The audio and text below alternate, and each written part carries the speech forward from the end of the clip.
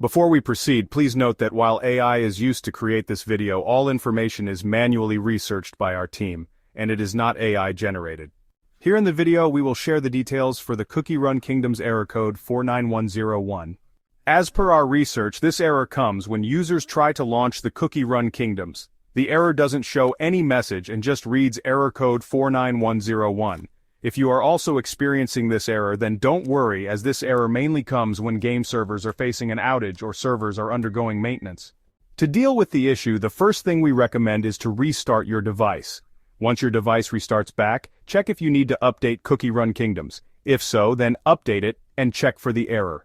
If Cookie Run Kingdoms is already up to date or you tried updating it but still seeing the error, then visit Cookie Run Kingdoms on Twitter and check if there are any recent tweets related to server outage or maintenance. In case there are no recent tweets related to the server status, then visit downdetector.com and check if downdetector is showing any outage with the game. Unfortunately, if you still see the error, then probably you should wait for a few hours and try playing again. Thank you so much. This is all we have for this error. If you like this information, don't forget to subscribe. It will be a great support. And for more tech updates, visit quarries.com.